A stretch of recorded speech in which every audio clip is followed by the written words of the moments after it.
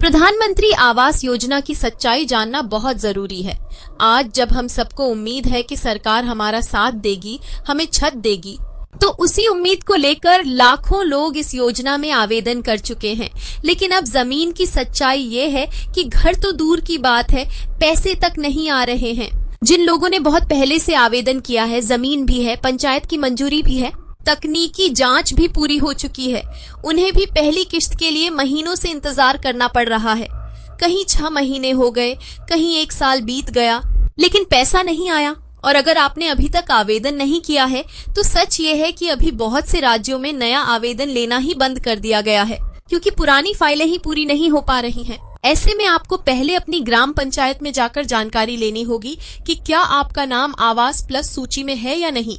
अगर नहीं है तो फिर फिलहाल इंतजार ही करना होगा, क्योंकि जब तक केंद्र सरकार राज्य सरकार को पैसा नहीं भेजेगी और राज्य पंचायतों तक नहीं पहुंचाएगा, तब तक नया काम शुरू नहीं होगा। अब बात करते हैं कि पैसे क्यों नहीं आ रहे।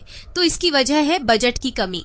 केंद्र सरकार ने कुछ राज्य सरकारों को पैसे तो दिए हैं, लेकिन बहुत सी जगह ये पैसा जिला या पंचायत स्तर तक पहुंच ही नहीं पा रहा है। कारण क्या है? कभी पोर्टल पर डेटा अपलोड नहीं हुआ, कभी मकान की तस्वीरें नहीं डली, कभी आधार कार्ड बैंक से लिंक नहीं हुआ, तो कभी आवेदन में छोटी सी गलती के कारण पूरी फाइल अटक गई। इतना ही नहीं, कुछ लोग तो ऐसे भी हैं जिनका नाम सूची में है, लेकिन जब पैसा भेजने की बारी आई तो तकनीकी गड़बड़ियों की वजह से उनका नाम हट गया या उन्हें गलती से अपात्र मान लिया गया। और फिर शुरू होता है वो चक्कर, पंचायत से ब्लॉक, ब्लॉक से जिला और जिले से फिर कोई जवाब नहीं। सरकार ने बड़े बड़े दावे जरूर किए थे कि करोड़ों घर बनाए जाएंगे, लेकिन जमीनी हकीकत ये है कि जिनके घर बन भी चुके हैं वहां भी किश्तें अधूरी हैं या भुगतान रुका हुआ है, और जिनका घर अभी शुरू भी नहीं हुआ उनके लिए तो ये योजना अब बस एक सपना बनती जा रही है। अब अगर आपने आवेदन किया है और आपका नाम सूची में है तो आपको ये जानना बहुत जरूरी है कि आपकी फाइल किस स्तर पर रुकी हुई है। इसके लिए ग्राम सेवक, पंचायत सचिव या आवास मित्र से मिलकर जानकारी लेना पड़ेगा। हो सकता है बैंक में आधार लिंक न हुआ हो, या फोटो अपलोड न हुई हो, या अभी तक तकनीकी मंजूरी लंबित हो। और अगर आपने अब तक आवेदन नहीं किया है तो बिना समय गंवाए अपनी जमीन से जुड़े कागज, आधार कार्ड, बैंक पासबुक और मोबाइल नंबर के साथ पंचायत कार्यालय जाएं और जानकारी लें कि आवेदन कैसे और कब शुरू होंगे। अब बात करते हैं सरकार की कमजोरियों की।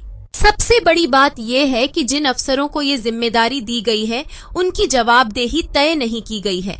न पोर्टल पर अपडेट आता है, न सही जानकारी मिलती है, और न ही कोई पूछने वाला होता है कि एक एक फाइल क्यों महीनों तक अटकी रहती है। पर यह भी सही है कि जहां योजना ठीक से लागू हुई है वहां परिवारों को पक्के घर मिले हैं, महिलाओं के नाम पर मकान बनवाने से उनका सम्मान बढ़ा है, और बच्चों को रहने के लिए एक सुरक्षित छत मिली है।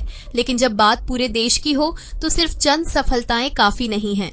अगर आप चाहते हैं कि आपको हर योजना की ऐसी ही सच्चाई साफ शब्दों में और बिना किसी लाग लपेट के मिलती रहे तो कृपया इस वीडियो को अभी सदस्यता दें।